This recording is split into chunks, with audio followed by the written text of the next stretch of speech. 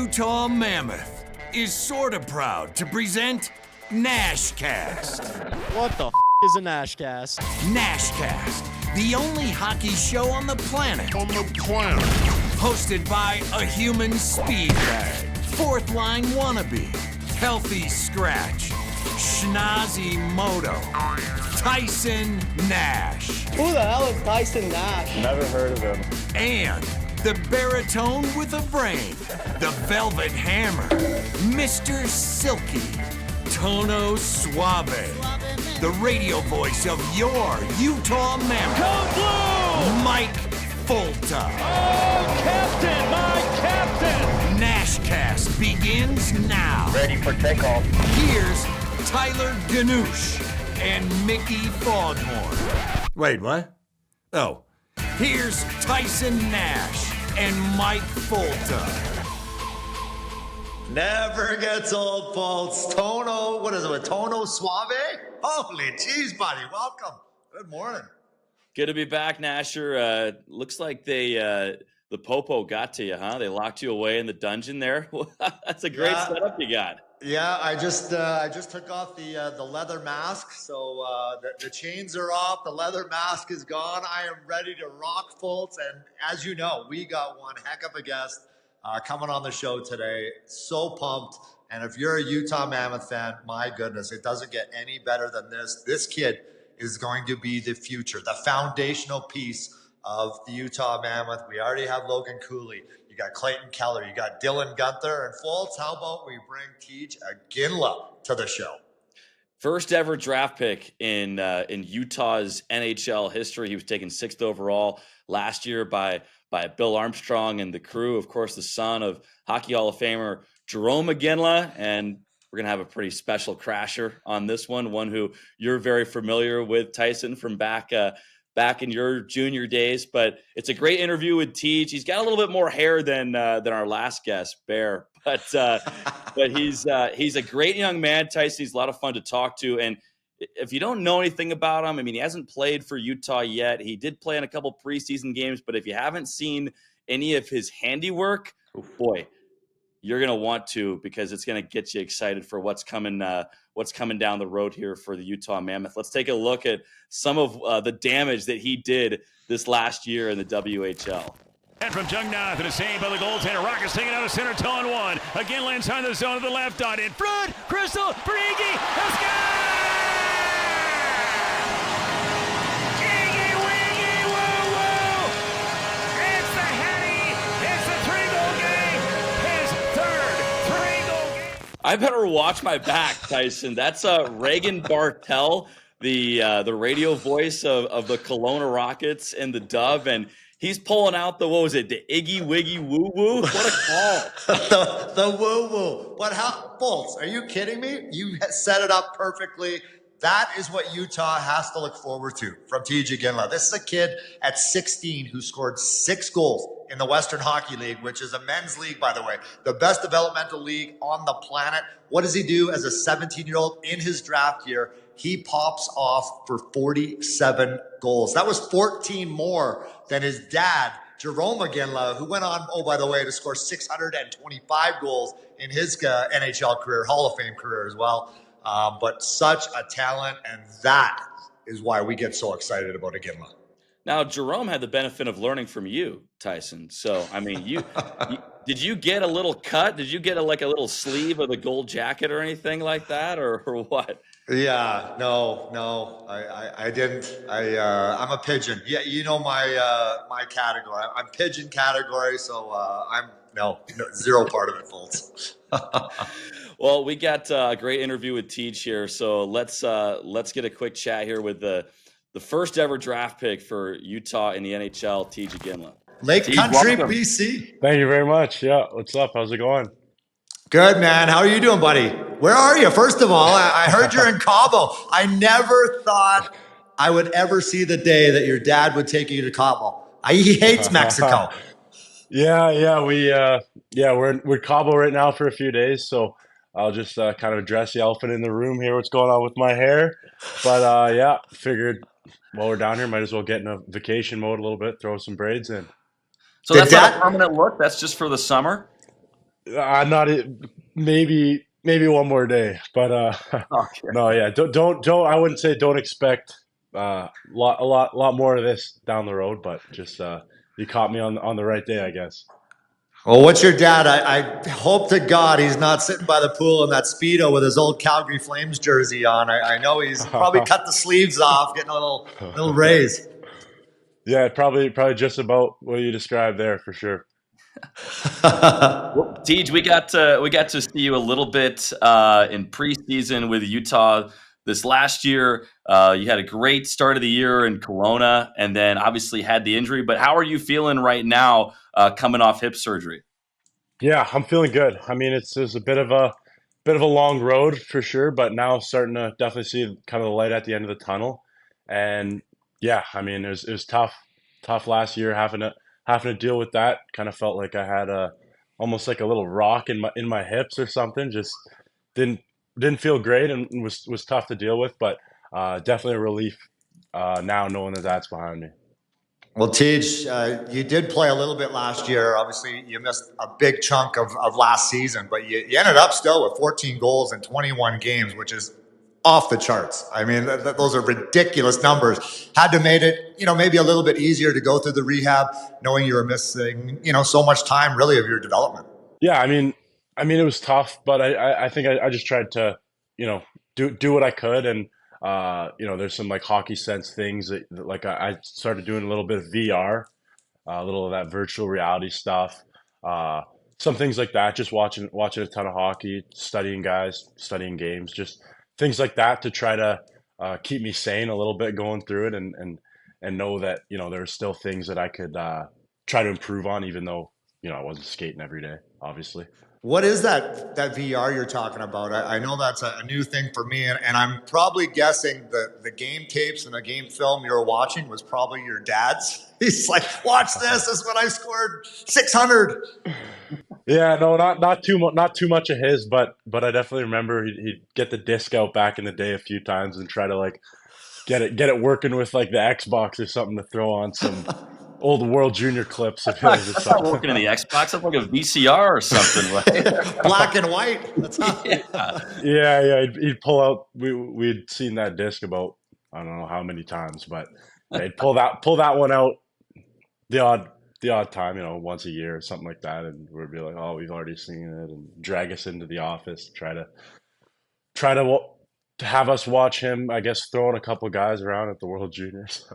But the VR, Tej, like you have the Yeah, headset on and you're holding like a virtual stick. I mean, can you kind of like take us yeah. through what that's like? Yeah, so you got the headset, and then there's I think it's just like the Meta Quest or something like that. And then you got the two hand controllers, but you only use one is the way that I found that kind of works the best. So for a lefty like me, you go top hand and just kind of control the puck, like you have the virtual stick, but just from the one controller, and yeah, just control it from there. And there's some good drills, like if it gets moving too much, you start to get motion sick. But yeah, just like some drills, like passing, scanning, making reads, things like that. Tej, talk about your journey a little bit. Obviously, I know your story really well, being a close friend of your dad's, but always fun to watch, other teammates' kids come up in the ranks, right? I remember my son was actually playing for Winnipeg at the time, and you were in Seattle as a 16-year-old kid, and just watching you, and I know it was probably a real frustrating. You had a great year, but I don't think you played a ton, at least in the finals that year. And just watching you, how you reacted, how you handled maybe just not playing every single game. I just very remarkable. And then obviously, I would imagine when you got traded, you used that as kind of fuel for the fire a bit.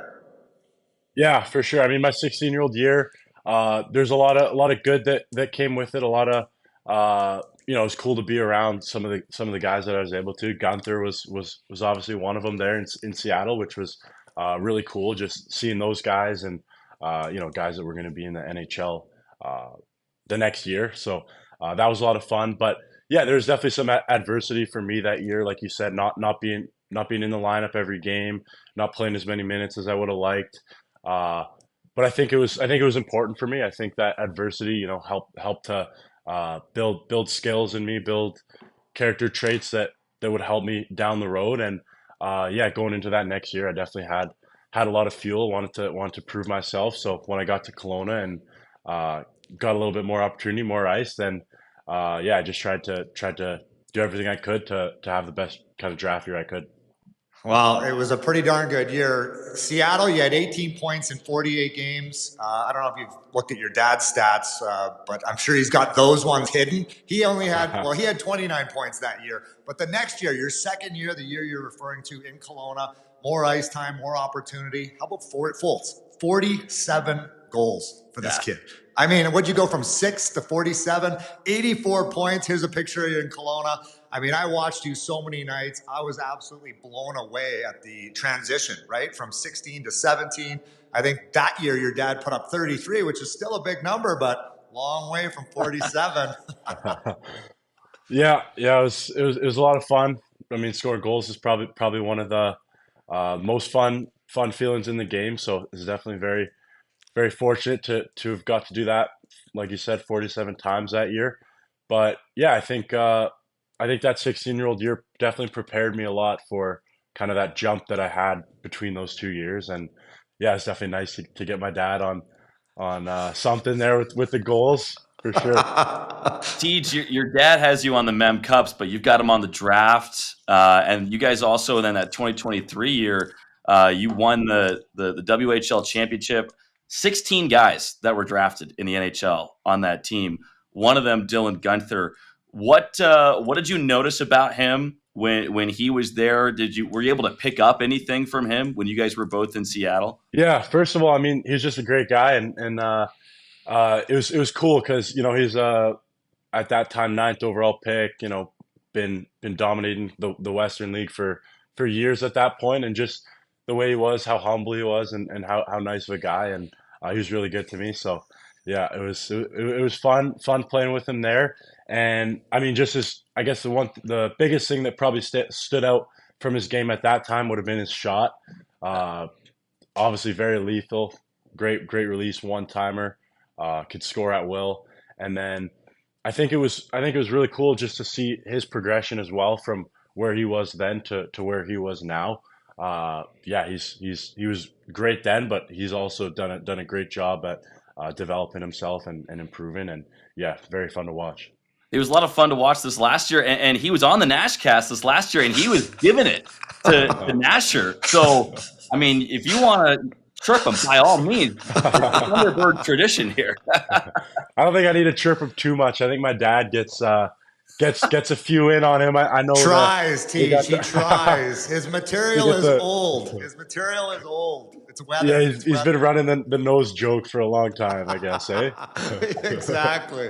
Does that make it, Tij, maybe a little bit easier knowing that you have a connection and a relationship with a guy like Dylan Guenther coming into training camps? I know the nerves are always obviously high anytime you come into a new environment, but it has to help with Guenther in your corner. Yeah, it was nice for sure, knowing a guy like that already. And then I mean, now at this point, I know lots of guys. So, but yeah, for the first camp, having a guy that I could talk to and stuff, yeah, it was nice for sure. When you came for that, was it development camp? When you're kind of meeting everybody for the first time, like what was that like? Were there any guys that stood out to you with their ability that kind of wowed you?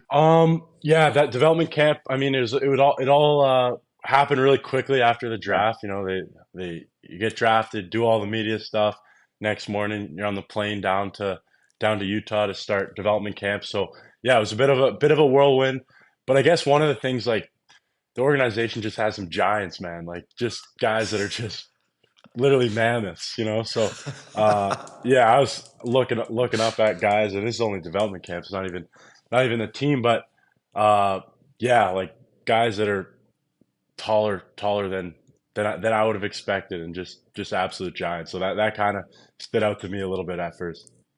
I got to ask you, Tij, I know, my son went through it on a different level, right? The last name. I mean, I know guys used to give it to my son. Your dad's a pigeon. He was a bum when he played, all this stuff. Obviously very different when you have the Iginla last name, right? And I know you've embraced it. I know it hasn't affected you, but, obviously it comes with expectations. Yeah, definitely a lot of chirps. Definitely a lot of chirps over the years. Some good ones, some just ones where you're just kind of like, I don't know if that was the one, but uh, yeah, I mean, it's definitely had some great opportunities having him and being able to work with him, and definitely been a huge blessing. But yeah, definitely some interesting moments on the ice for sure. Is it extra pressure though? Do you feel that a little? I mean, obviously you answered a lot of the questions, right? I mean, I'm sure Josh Dones went through it with his dad Shane, but 47 goals, I think that kind of solves any chirping that guys are giving you. Yeah. I remember one time was in that during that year we were at about near Christmas, like about halfway mark through the season. This one guy comes up to me and he's like he just like he was so mad, like he was like, "You're only here because you're dad," like whatever. And like I was like, "Bro, like I almost got 30 goals. We're at Christmas here." Like but yeah, it was funny, but yeah, I mean the expectation side of it, I don't I mean, I want to prove myself and show that I'm a player myself. But yeah, I don't think I kind of think too hard on that. Just uh, I'm trying to be grateful for the blessing that it is to have kind of a mentor like him. Well, I'm sure your dad's been a huge influence, but you've also got an older sister and a younger brother that are high level players as well. So two questions: one, who's gonna be the best when it's all said and done out of the three of you guys? And two, what was it like growing up with line mates? Yeah. The line mate side of things, it was awesome. It was great. We played ton of 2v2 on the outdoor rinks that we'd have, and usually it was me and my sister against my brother and my dad, and I think our win percentage was pretty darn high. They'd probably say a little bit differently, but I'd give us about a 750 point percentage in those games. But yeah, my dad would get pretty, or my brother would get pretty pissed at my dad when he wasn't winning battles and stuff. But yeah, we'd have a lot of fun, play a ton of those games, and uh, my dad we'd make there'd be some calls that were questionable because we'd be playing 2v2, go back and get possession, and then you got to hit like crossbar or back bar to score, like just flick it up there or whatever. But I swear there were a lot of times where he'd hit just like the middle bar in the net and try to say, "Oh, it's the back bar." He heard it. He heard it. That's what he'd say. He heard it. But yeah, it was a ton of fun. I think great for development, just playing as much as possible. And then who will be the best when it's all said and done. I don't know if I guess we'd probably all say ourselves, right? So that's a bit of a tough question there, a bit of a loaded question, but yeah, that's all I'll say there. How about that picture we just had on the screen? Obviously, family is so important on your journey. I know how close you guys are as a family, but your sister, that medal, that jersey, you guys cheering in the background, and what is your dad wearing? Does that say Wisconsin on it? What's he wearing there? I think I don't know. I think maybe he didn't want to throw like the full Maple Leaf jersey out. Like maybe thought that was a bit much. So the tournament was in Wisconsin there, so I think he was just going for like a little red and white, like a little show that he's supporting, but not like a full Maple Leaf from head to toe guy. I don't know, but yeah, that was a great tournament. Uh, my sister able to win gold at the U18s there, but they actually lost 6-1 or something like that to the U.S. in the round robin, and then we're Oh, able to come back and beat them in the final. And yeah, it was pretty cool to see the way that they were able to uh, come like do that to a team that I mean looked so much better in the round robin to them to come back and beat them in the final. So yeah, that's that what was a we lot of do, fun. right? That's what we do. We tease the U.S. into thinking they got a chance, and then I mean, I'm ready for miracle number two, right? I can't hear about this miracle anymore. I mean, can they please win again? I mean, it's been too long, and not the World Yeah. Championships. Not to take anything away from the guys who won in U.S., but Yeah. I mean, but the international play has been a big part of your journey as well, right? That's a picture of you with a medal. Yeah, it's been that was a lot of fun. That was one of the most fun tournaments that I've been able to go to. And yeah, it was the final game. I mean, was kind of the craziest part of it all. I think we're down.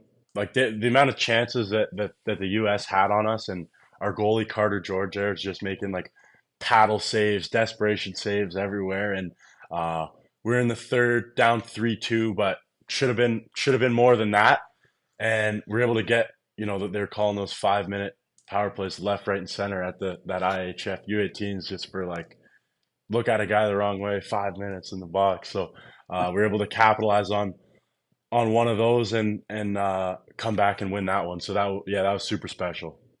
Tij, you have there's a lot of moments. We know that about your dad, but do you have one in particular that kind of stands out to you? I know you were obviously a young kid, but must be a big time memory. Yeah, I mean, just so many memories. I think there are a lot of tough car rides at times. If one of us, me, my brother, sister, wasn't quite leaving it all out there, you'd definitely get a serious talking to about how that wasn't going to get you very far or whatever. But yeah, some great moments obviously too. I think, I mean, the jersey retirement ceremony was super cool.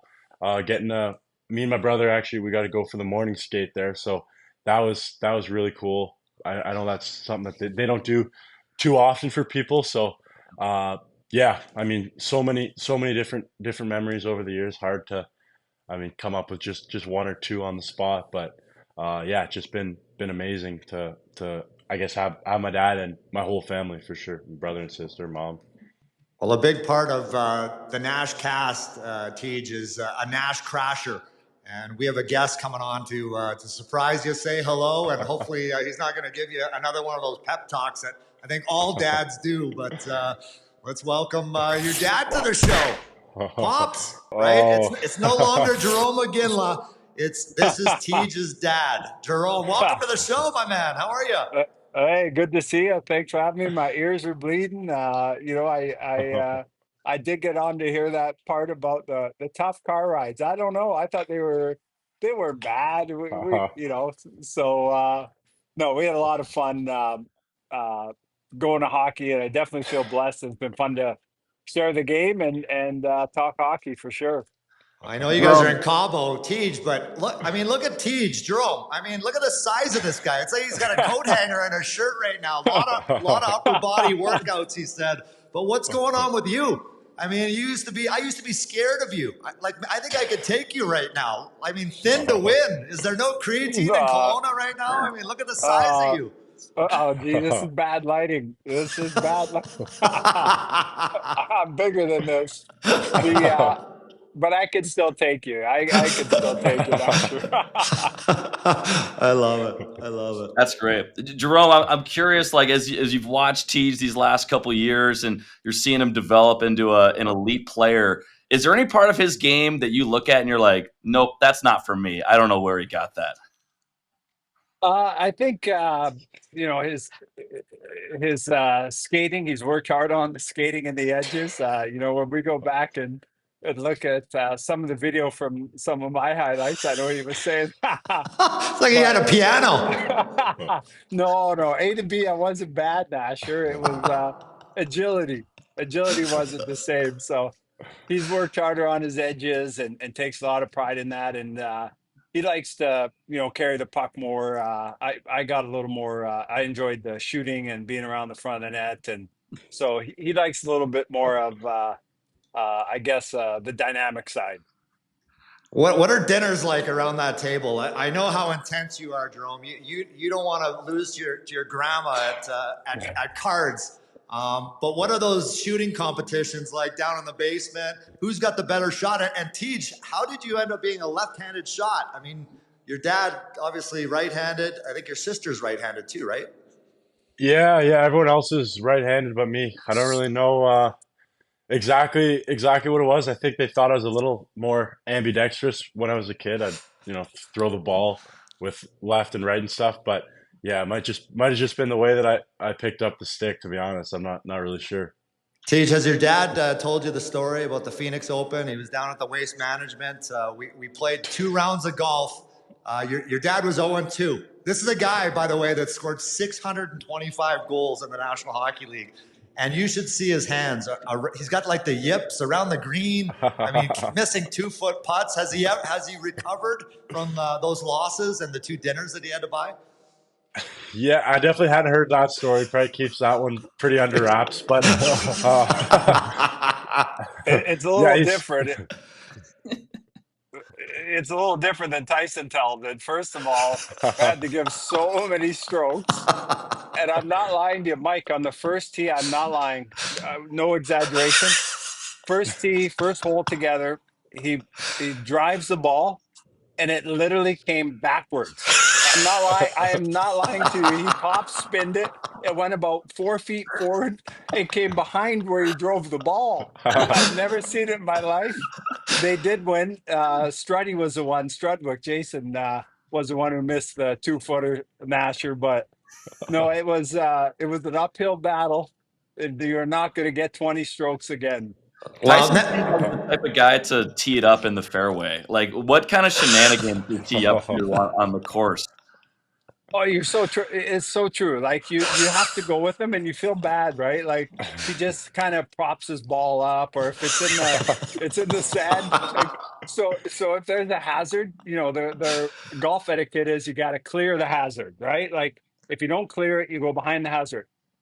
He just picks it up like that first one, and he goes and puts it on the other side of the desert. And like you want to be nice and not say anything, but by the end, I had to say something. It was like it got a little tense there, but it was awesome. He's fun to play with. A lot of trash talking.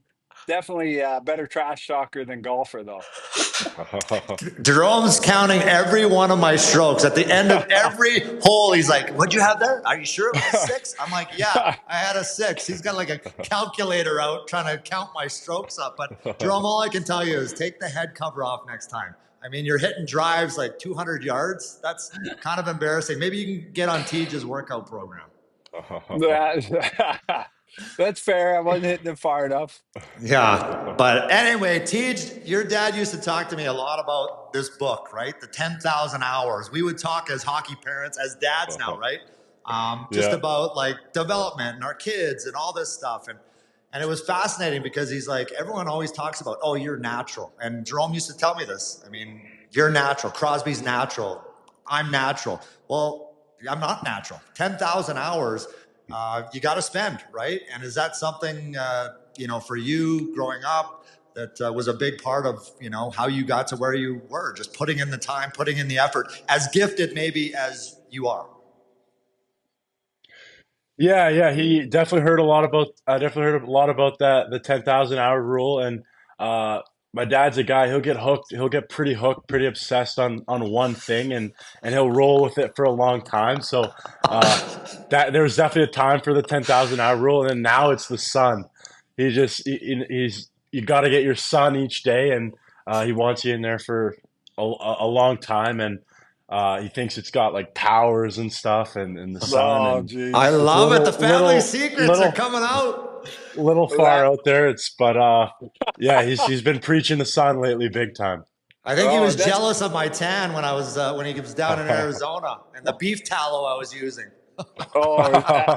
No. There's a balance there, and the reason why is because he was stuck in his room for the year doing his VR and his like stick handling in the garage. He would never get out in the sun, so it's very fair. But no, Mike, when one of the first times we saw Nasher there in Kelowna, it almost scared our family. We were driving in the boat, and he's sitting at his very close to a Speedo, not quite a Speedo, really, really tight, baby oiled on the dock. You pull up, and you're not even sure what nationality is. He's so dark, like unique color.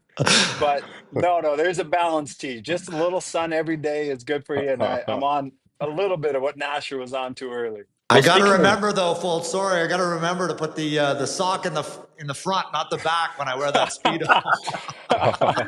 Well, speaking of being out on the boat, you guys are like close to each other, right? Are you guys like boating around together and stuff like that in the summertime? You should see this guy. What was the first boat you bought? This guy tries to pull up to my dock. Speaking of that moment, I think he took half of my dock out because he panicked. Again, it's the hands, right? He got up, there's no brake, and he panicked and just rode right into the side of my dock. I was like, oh my God. There was definitely truth to that. Yep. Have you improved? Barely improved at the boating, and but you did remind me just of the game, just so the viewers can get an idea of your golf game and the hands, the chipping. So whenever you need to chip, he all of a sudden would turn the other way and flip his hands over.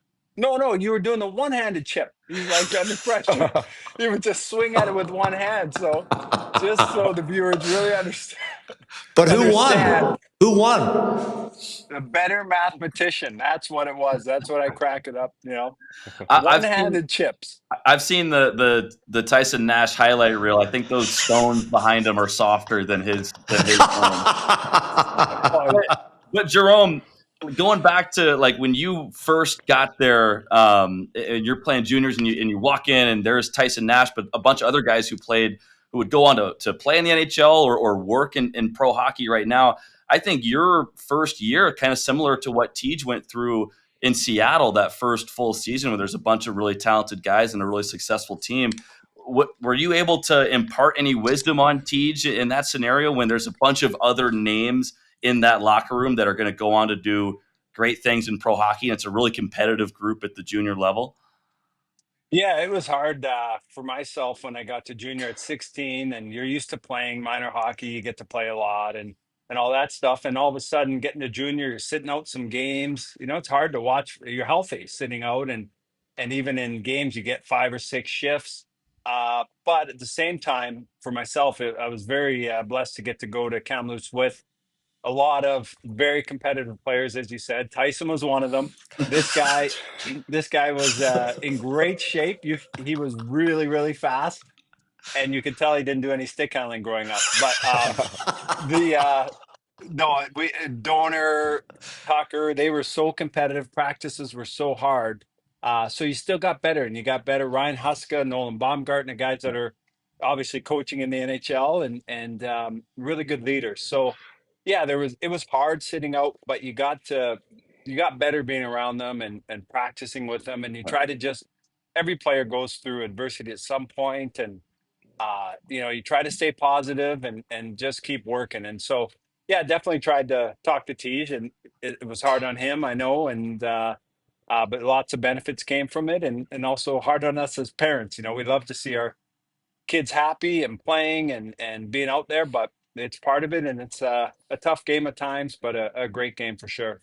Jerome, obviously, you've been watching Tij along the way here, and this is a kid at 16, as you mentioned, sitting out, unbelievable attitude. I watched him really closely when our kids were playing each other in the Western Conference Finals, but he went from 6 goals to 47, and by the way, that's 14 more, I believe, than you had when you were his age. But what did you see change in Tij, and did you see it coming? No, I didn't see. I'll be honest, I wasn't thinking 47. I thought he would score a lot more goals than he did his first year, as a dad. But I know part of that's being a dad, but you get to see his work ethic, and you do know that a lot of players at a young age, it's, you're not always in a great situation. As you were before me in Kamloops at 16. You don't play a lot. It doesn't mean you're not good. You just don't get a chance. So, I was hopeful he'd have a breakout year, but it was really cool to see. And he works on his shot, was working on his shot daily, literally daily. So, and some other things he was working at. So yeah, it was probably I was very excited because it was a little higher. I was hoping for, he beat me, and I believed he'd beat me from the year before, but he did beat me handily, and he does let me know about it, and he doesn't want to look at my edges or anything like that anymore. Tij, you mentioned that your dad would pull out the highlight, the old DVDs or something, put them in the Xbox. Did you ever pull out the Olympic tapes at all? Have you seen those clips? Yeah, I've seen clips. I think he pulled out the World Junior DVD stuff a little more often than the Olympic stuff for whatever reason. But yeah, right now, like I just he's like the shooting guy, like the skating stuff. I might go elsewhere a little bit, but he's a great shooting guy, mentality, things like that. Well, that's great. I know a lot of Canadians, Jerome, they remember you for assisting on Crosby's golden goal, but you also won gold in Salt Lake City in '02. What do you remember about that event, that tournament, and Utah as a hockey town? Oh yeah, it was. I get asked a lot. I was very blessed to get to win two Olympic gold medals with Canada. One was '02, and in 2010, we ended in overtime. And I get asked a lot, like, which was better, and I go back and forth because it was pretty cool to end it overtime. Be on the ice with Sid when he scored, and being in Canada. But Salt Lake was so special. It was the first time Canada won in 50 years. I was on the same team as Mary Lemieux and Joe Sakic, Yzerman, guys that watched growing up, and first time being in any event like that. So yeah, the Salt Lake did a great job of it. It was family, like relatives, all came down. It was awesome. So yeah, it's really I look forward to getting back there. But yeah, I go back and forth, and each was so cool. And yeah, really, really special that Tij gets to now get a chance to be a part of that organization. Jerome, I guess when you look back at Salt Lake, and I know you have the finger on the pulse of the National Hockey League, you're part of the Calgary Flames right now, but were you a little bit shocked that Utah ended up getting a National Hockey League franchise, or were you like, it's about time?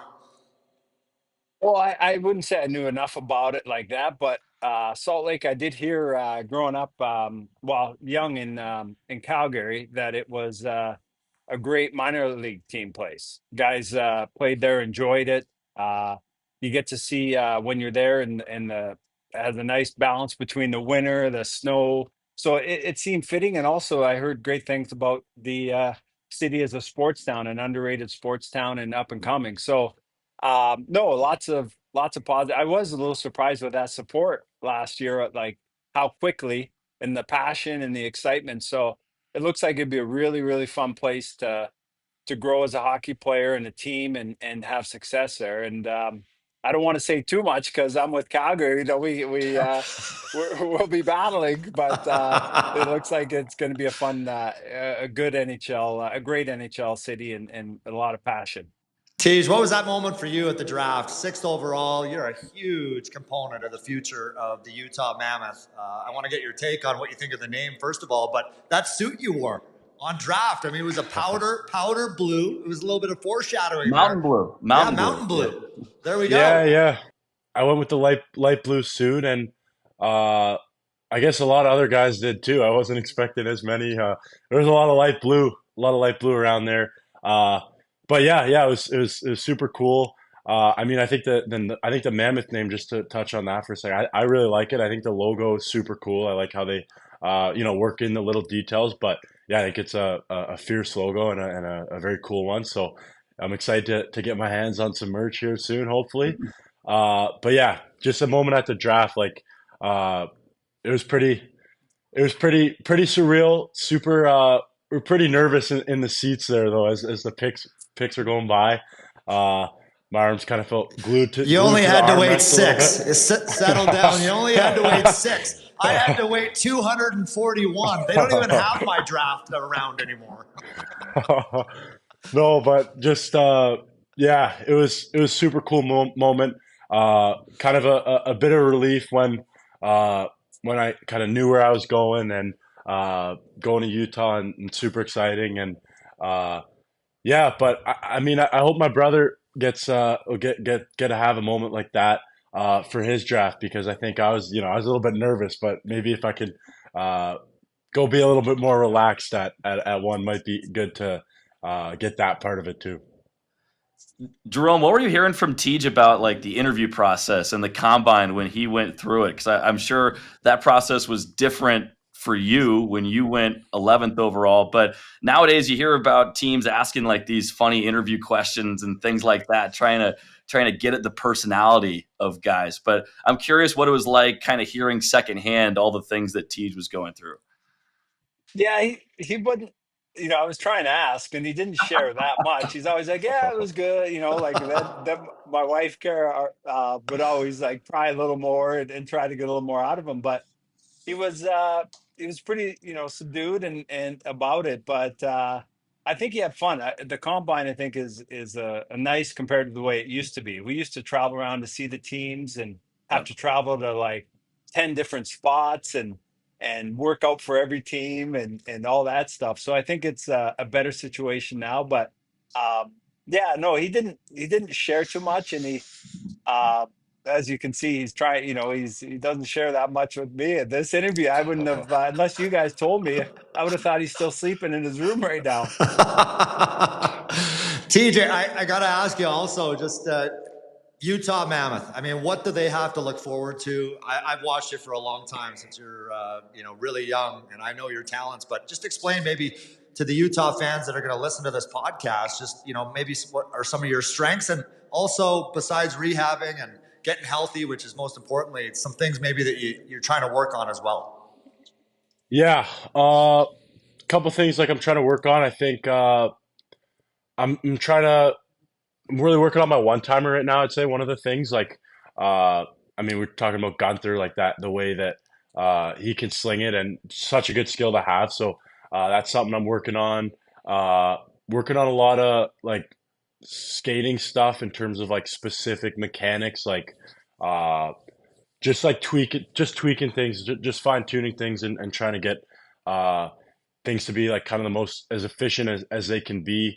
And then obviously the young core in Utah is looking super good for the future. And whenever I can join those guys and help them out, I'll be super excited. And yeah, I think I try to be a player that leaves it all out there and works as hard as I can off and on the ice. But yeah, try to bring dynamic skill and an offensive mind. And yeah, just I like making plays and scoring goals when I can. And yeah, just trying to help the team win in as many ways as possible. I know we want to let you guys get back to the vacation at some point here, but I got to ask both of you what it was like, Jerome, to watch Tej and then Tej to play in a couple preseason games.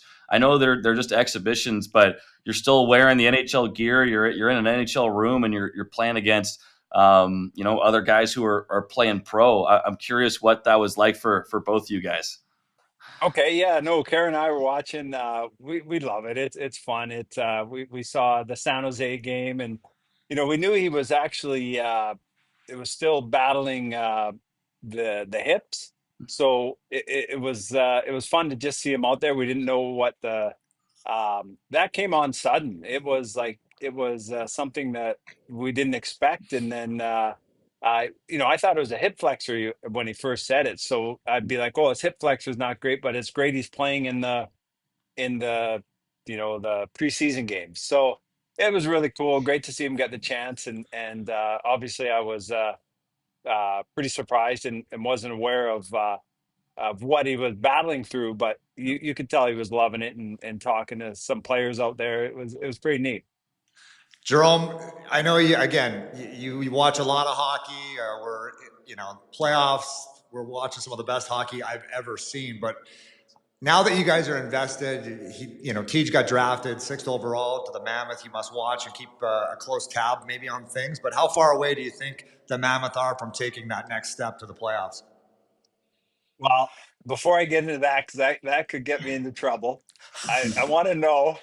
Uh, Do you have a neck on there, Tyson? What happened to the neck? Is that, is Too that many the shirt? shrugs. Are you? Too Oh many my gosh, shrugs. it's a whole different. Tease. Do not try to. I know Tyson played a long time, but that's not the build you're looking for. Okay. Hey, they don't test broadcasters anymore, Jerome. So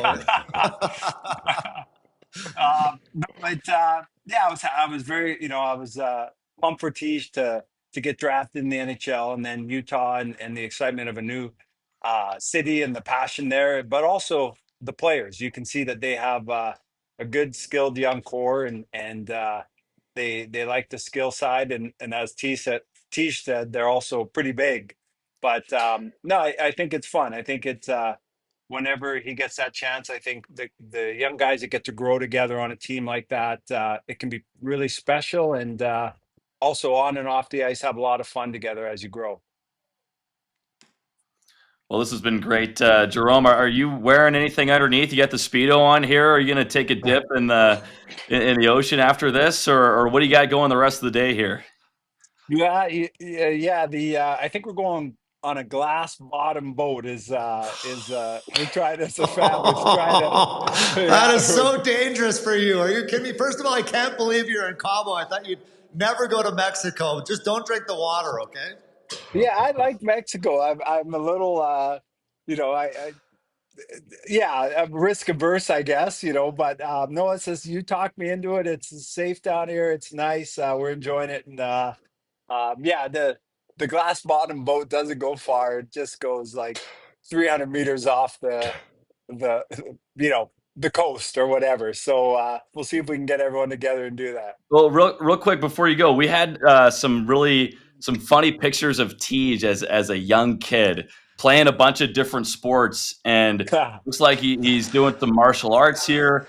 Jerome, I know you were a big baseball guy. Did you ever put a bat in Tej's hands too? Oh, there you go. Oh yeah, yeah. We play. He loves sports. He loved all the sports. Wanted to, like, it was fun because in the backyard or whatever, he was always ready to, whether it's baseball, hockey, like, enjoyed doing basketball. So it's fun as a dad. And this is Oh, he beat yeah, you too. I can't believe it. Nothing you know new. what? No, that he would battle you there. That was his first day. That was the first time he ever beat or completed 9 holes. So that was funny. It was just turning 6. Did he always have that like that high motor playing sports, whatever it was? He did. He always loved sports and competing. And I heard him talk earlier. Yeah, we had a lot of. Oh, there he is. That was pre. That was the before. I think. Geez, were you 13? I don't know how old, there's a pre-weightlifting picture. We were starting to weightlift, so we're like, let's get a pre picture. Bodybuilder, I love it. Yeah, so You're he's about as always big as your competitive. dad there today. Well, hiding under that sweater. Right? Getting a little soft. I'm like a bag of milk these days, bro. Oh, man. Well, we can't thank you guys enough. I know you guys got a big holiday. The family's probably all waiting to get down to the pool. I know the water's always cold in Jerome's world, but thanks, Tij, for coming on the show. Can't wait to see you at training camp. And Jerome, always love to see your smiling face, buddy. Hey, thanks for having me, guys. It's great, great. Enjoyed it. And sunscreen, Nasher, sunscreen, buddy. Yeah, this nose is almost touching the sun. So, yeah, you're not wrong there. So, enjoy the trip, boys. Thank you, Thanks guys. a lot. Oh, beauties. Absolute beauties, folks. My goodness. How cool was that? Another Hall of Famer on the show. Not a big deal. You know what was really cool, Nasher, is when Tej was after his last preseason game and he was getting ready to head back to Kelowna. He made sure to go around the team plane and shake all the staff's hands and say, I mean, he was there for like a few days, right? And he was shaking everybody's hand and was just so polite and curious, and that's something that some guys do, but not everybody does it. And just to see that professionalism, but also the care and attention to detail from an 18-year-old kid was pretty remarkable. And you can tell by the way he speaks and the way he carries himself that he's gonna have a bright future in whatever he does. But he's an elite player, and we know he's gonna have a bright future on the ice. You bring up a great point because that is something. I had it written in my notes, but I probably spelled it wrong and I couldn't read it. But this guy, so let me tell you, Shane Doan, Jarome Iginla, and we have both of their sons. That's the coolest part about it for me, right? And I can't believe we didn't get that to, maybe that's on a podcast later down the road, but the apple does not fall far from the tree. And here's what I'll tell you about those two guys and watching them go about their business as star players in the National Hockey League. These guys, Shane Doan was my captain, right? So when he would stop and sign 200 autographs, that meant that everyone else, especially the pigeons of the group, they better sign 400 autographs. Not that anyone wanted mine, but Yeah. you're watching these guys go about their business, and you're like, okay, if Jarome Iginla is going to stop and do that for all these fans, we all better, right? So it becomes infectious. And those are two of the nicest human beings. Jerome, a Hall of Famer, 625 goals in the National Hockey League. But you watch Josh. I know Fultz, you dealt with him a lot this season, and how he talks, the respect he shows to his teammates, but to the media, to everybody, right? So it does not surprise me that Tij did that, because his dad is also a Hall of Fame person. And it's a lot of credit to their lineage, right? And the way that their parents instructed them. But at the end of the day, like the Josh Doan and Tij Iginla have had to make choices for themselves, right? So, like, they've had to take their own steps. And so credit to the individuals themselves and to Tij, because he was really fun to watch, catching WHL highlights last year. And then I know he missed a lot of the season due to injury, but he was on an absolute tear and was going to be one of the league's leading goal scorers if he kept a similar pace throughout the whole year. And so whatever he does this year, hopefully it's the next step for him. And I think there will be a lot of Mammoth jerseys with Iginla on the back. And when, like, we work, I know we only work for the team, but man, I get so fired up. I get so excited when I look down at the roster. I look at all the draft picks that they have. I look where they're drafting this year in the draft, which is right around the corner, right? The moves also that Bill Armstrong is going to make to bring in a free agency or three this year to get the team to the next level. But when you look at the foundation of this group, right? You got Clayton Keller. He's still a young guy as your captain, but you go down the list. You got Dylan Guenther, who Tij talked a lot about his relationship with him. You got Guenther on the power play on the right side. Maybe you got Tij Iginla down the road, right, on that left side. And then you got Cooley as the bumper. You got Josh Doan in front of the net tipping pucks. I mean, you got Lamoureux on your blue line. It does not get any better as far as the future goes. And I know there's still some steps that need to be taken, but that's why I know we all get so excited, Fultz. Well, we'll have a guy to talk about the future and the draft and all that stuff on here. Again, Bill Armstrong has been gracious enough to talk to us a few times now, and we've got him again here for just a quick little check-in here on this latest episode of NashCast. Well, we've got our first repeat offender, and the general manager of the Utah Mammoth, Bill Armstrong, joins us for not the second time, but the third time. Bill, we haven't scared you away yet. Thanks for the time. We just had on Tij Iginla, who was the first ever pick here in Utah. He's such a well-spoken young man, and his talent is so obvious. But what drew you to him to spend the 6th overall pick on Tij last summer? He was the full package for us. We were so excited about his ability to score. But he thinks the game at a high level. He thinks the game, very, very fast. If the play's there to shoot, he'll shoot it. But he also sees, the rest of the game around it to be able to make a play too. So for us, he was the full package. I like what he did with Canada too. He led them to a gold medal. There were some key moments in pressure situations, and he was the man. And we've loved the work ethic, the determination, all the little things that he brings, the character. It's just been a great fit for us, and that's the reason we took him as high as we did. And we were teaching Ashley Smith his name at the table, and it still brings a good smile to my face. But she crushed it up there, and he's been a great addition to our organization. Yeah, we're excited to get our eyes on him, but we've got our eyes on all these prospects right now, and there's so much info out there about who's taken what. We have the combine in the rearview mirror, still a couple weeks out from the draft. So are your draft boards finalized at this point? Is there any movement on there, or are you guys just at this stage maybe doing a little bit of game planning in case something crazy happens at the top of the draft?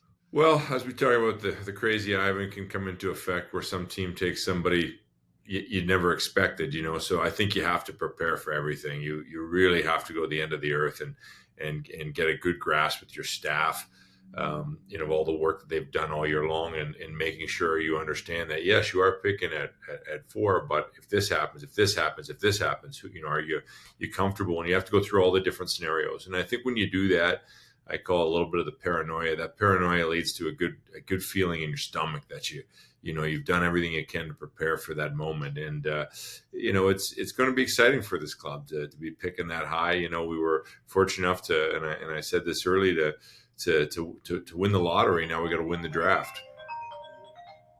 Is that a trade call right there you got coming in? That is. That's the coach calling. Well, you mentioned the crazy Ivan. Like Logan Cooley was one of those picks where things happened above him that could have really had they did have major ramification throughout the rest of the draft. I'm curious, was Simashev and Boot, were those a couple of picks as well who there were weird things going on in front of them, but you guys stuck to your guns, or what happened in front of those two affected the quick decision you guys made to invest in those two players? There was a lot of preparation and meeting the families, getting over to Russia to see those players, and we snuck in the country and were able to do that. But I think there was a lot of planning, that we did. And, hey, if this guy's gone, we really wanted to draft skill, but we wanted some size to come along with that. And that's what we found in those particular players. But it's really the last week before the draft is all about the planning. It's all about understanding what you're going to get in the different scenarios. So I think it's really important for your staff to explore everything and, come to the conclusion. I know, Daryl and Ryan, they've at this point in the stages, they know what the list is. Now it's just preparation to see who's coming your way. So you mentioned that you got to see those guys in person. There's a new Mission Impossible movie out this summer. I'm kind of imagining you guys like parachuting somewhere into Eastern Europe to sneak in and watch these guys at some old, Soviet era rink. But what was it like to get over there and see them in person? Well, it was definitely interesting. I know we went out for some walks and then this beautiful path, and every time we would speak English, we'd kind of forget where we were. And the next thing you know, you'd see the people's heads snap around that we were speaking English. Like, who are these people here? So it was definitely an interesting time to do that, kind of get over there and be able to see them and meet them was just tremendous. I'll never forget that trip as long as I live. They've been, now we've been able to get them signed and they're on their way over here. So it's going to be, they're going to have some big impact on our club and our organization. It's going to be great. A lot of analysts and pundits like to break drafts down into tiers of players. Is that kind of how you see things? And how do you maybe see some tiers near the top of this draft? Yeah, I think you do. I think your staff comes to that conclusion. We call them cliffs, where there's like, right after that's the Grand Canyon, it drops, so I think there is ranges where you have to come to the conclusion of like, this is where we're comfortable. This is where we kept the level of talent, but after this pick is where it's going to drop. And I think when you look at it that way, it puts a lot of good things. Sometimes you have to trade up to make sure you stay at that level of talent in the draft. And it's good for your staff to kind of explore all those little different things. And it tightens the list. Sitting at 4 now, obviously a lot of focus is on that pick, but you guys have several other picks in this draft, and you never know where the next Michael Kesselring could be a gem in the 6th round. I'm curious how the philosophy and strategy of how much risk to take on and who to invest in, how that changes from round to round as you go deeper in a draft. Yeah, I mean, I know in the past we've had a ton of first-round picks, so sometimes, you'd be like, okay, now we can swing and shoot for a home run here because we've had, one in the bank. That's a pretty safe pick. But there's different strategies. I think it's easier when you have a lot of picks. Our staff has done a really good job at assessing the risk, and reward.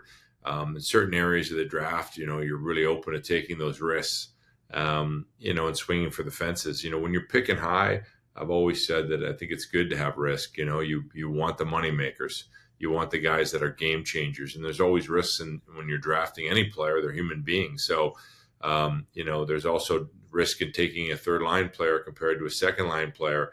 But you have to assess all those risks. I think our group does an amazing job at going through that. But I do like to swing and take chances. You look at the draft board and where guys are ranked, and it seems like there could be a lot of really good centers at that 4 spot available for you guys. It's a premium position. Is that extra exciting for you guys? I know you're just taking the best available, but I hadn't even looked, Mike. I didn't know that there were any centers there. We're going to take the best player available, and that's our motto. It's been our motto since the get-go. We're going to put the best player on the board in the list and take the best player. And if they're that good, you can always trade good players.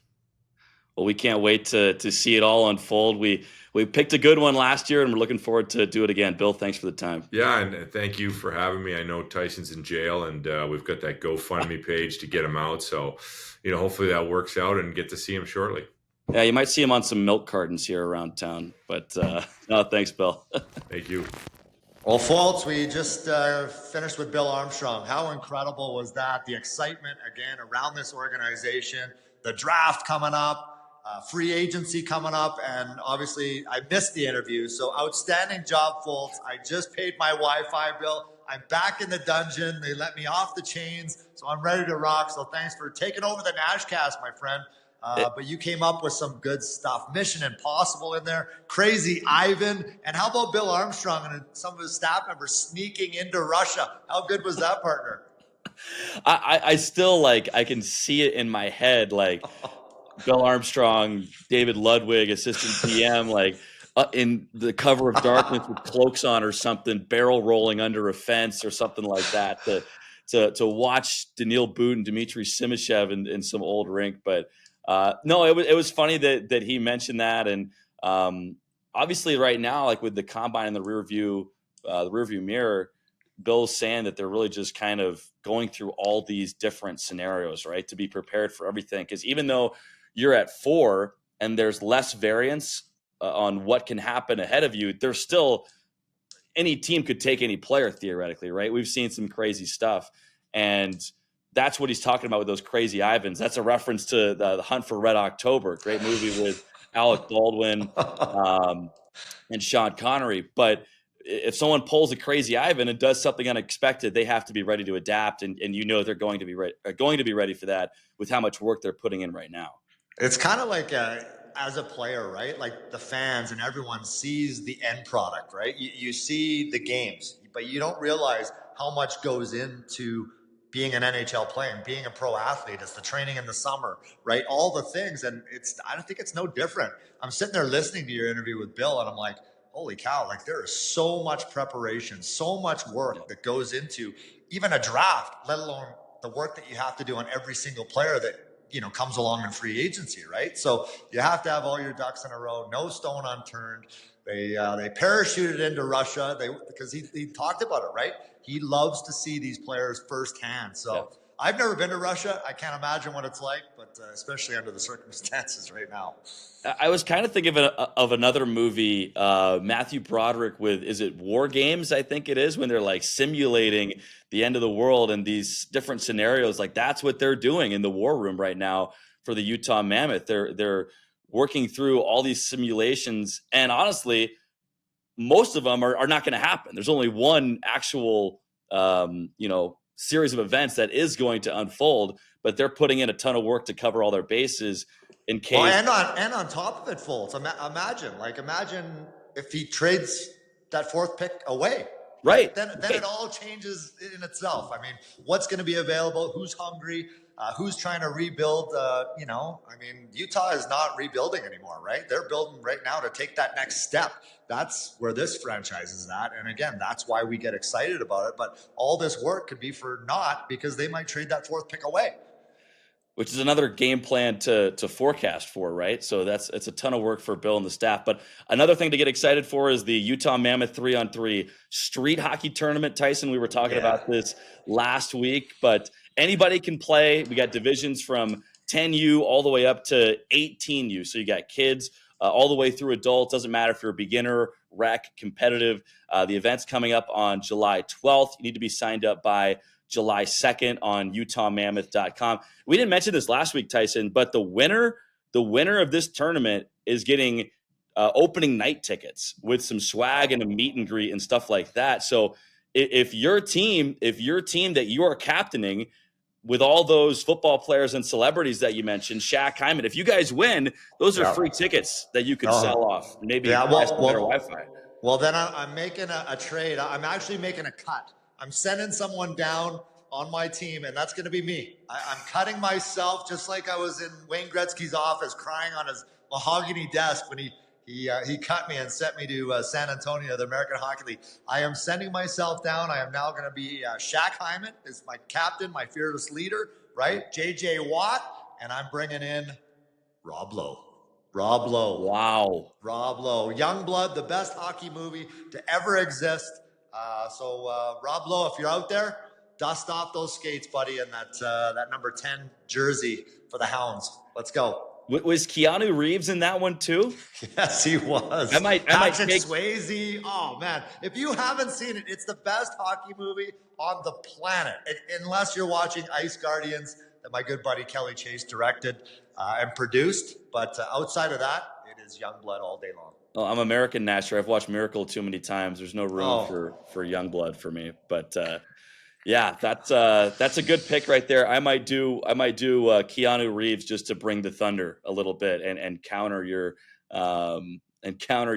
Rob Lowe move. But we got that. We got the 3-on-3 tournament, Tyson, and we got a draft show coming up on the 27th of June. That's draft night with the draft in Los Angeles this year. But we are going to be having a Utah Mammoth centered draft show featuring everybody who's a part of the broadcast team: Matt McConnell, Dom Moore, Nick Olchek, Sarah, Kim. Everybody's going to be a part of it. We're going to try and get Bill Armstrong on after the pick. We'll start around 4:30. But that's Hockey Night in Utah's draft show coming up on the 27th, which that's kind of what we're talking about these few weeks, and that's going to be a bunch of fun as well. And God help us. Matt McConnell, how long has it been since the season's been over? He hasn't talked hockey or shop in a long time. So, my goodness, he is going to be flapping those lips like crazy. So, he's got some great draft stories. I know we all do. So those stories will be flying, interviews. We might even have Tij Iginla back on the show again, talking about what it's like to be drafted, the nerves, all the things, that he discussed in our podcast, which was unbelievable. The suit that he wore, maybe a little foreshadowing to how he ended up on the Mammoth. So don't miss that one. The interview was great. And obviously, Tij, what a great young man. Tyson, where were you when you got the call that you were drafted? So here's my quick version of my draft story. Like, the Central Scouting comes out, right? Like, all year long. There's one at Christmas and there's one close to the draft. And I was like scouted like to go in the 5th or 6th round, right? Back then, I think there was 10 or 11 or 12. I can't remember. I was at the last pick pretty much in the entire draft is where I ended up. But my agent was even like, well, I wonder if we should go. And I'm like, holy cow, like, this is unreal. Like, and I had a great year that year in junior, so there was no reason that I wouldn't get drafted. But I kind of played back in the big man's game, right? Like, if you were over 6'1", like, you were a top 3 round draft pick. It was automatic whether you could play or not, right? So I was kind of small, all those things. And I remember when the Vancouver Canucks called. I never ended up going to the draft, but they called me. I was in my father-in-law's house in his kitchen. And I literally was losing my mind. I was snapping because I'm like, this is a joke. I'm going to take names. I literally took almost every kid's name that got drafted ahead of me and used it for fuel for the fire the next year. And I went out there, and if I played against one of those guys, I was going to send a message. And needless to say, I had some anger issues. I was pretty upset. Every kid's dream to get drafted, right? But I thought I was going to go a lot earlier. But it was actually ended up being one of the best things in the world for me because, I used it for fire. I was pissed off. Well, I've seen like a football player, Amon-Ra St. Brown for the Detroit Lions. He has a list of every guy at his position who was taken above him, and he would like read that before every game. But it was like 14 names. Your list would have been like a whole scroll, wouldn't it have been? I mean, but you did. But you were motivated. Like, that motivated you, right? The entire chalkboard would have been full of names. Yeah, thank goodness a lot of them are Europeans and Russians and. But again, you find motivation anywhere you can, right? I tell that to all the young hockey players out there that are trying to make it, right? Trying to take that next step, trying to get noticed. And then when I went to training camp, I'll never forget it. my dad said, "Hey, you're now 24 with the St. Louis Blues." When I walked on, basically as a free agent, and he goes, "Don't say woulda, coulda, shoulda when this is all over. Like, this is it. Like, you're not going to get another opportunity possibly. So you better make sure they notice and recognize you at the end of the first day, at the end of the first scrimmage. Make sure they know your name." And I certainly did that, and I was very fortunate to have a pretty decent career for a Pigeon. I know we're wrapping things up, but how many times did you fight in that first training camp? Oh, Fultz, honestly, I was just talking to Kelly Chase upstairs out of this cave, and we were talking about some of the fights that we had. I fought Todd Gill, I fought Mark Bergevin, I fought Kelly Chase in the first 30 seconds of my first scrimmage with the St. Louis Blues. I had to readjust my nose as it was on the side of my face after that one. But needless to say, I hit Pavel Dmitri so hard in the first shift of the scrimmage, who was the St. Louis Blues leading goal scorer the year before. I knocked him out unconscious. I separated his shoulder. They literally, God rest his soul, they literally scraped him off the ice with a shovel and put him on a stretcher. And that's when Kelly Chase jumped over the boards and we ended up fighting. So needless to say, Dad, thank you. I got noticed, but I needed a good dentist and a plastic surgeon to fix this nose. And you still visit him every year, right? Oh, I love Chaser. And literally that night, he invited me to his house for dinner with his wife, and his kids were young. I think he only had one boy at the time who was like 4 or 5. That's how long ago I played. But I was at his house for dinner that night. Literally, my nose was swollen like a big baked potato on my face. I had raccoon eyes. But that was Kelly Chase, one of the best teammates I ever had. I meant you visit the plastic surgeon and the dentist every year. But yeah, well, last year at this time, remember I was missing a tooth, I think, when I first came in. So I got that fixed finally. Well, this has been awesome, Nasher. We missed you for the Bill interview, but we'll have him on. We're hoping to have him on next week as well to continue to give us these updates and have another great guest next week as well. But we had an awesome time with Tij, Hall of Famer, and his dad, Jarome Iginla, and then Bill Armstrong. What an episode, my man. Unbelievable. I got to somehow, after that Iginla and Tij interview, get my confidence back, something I'm kind of lacking right now. I was getting speed bagged all over that interview. So thanks, guys. Again, I don't miss playing hockey, but I miss the boys, right? I miss the fellas. I miss the trash talking. But way to go on the interview, Fultz. You really brought the thunder, buddy.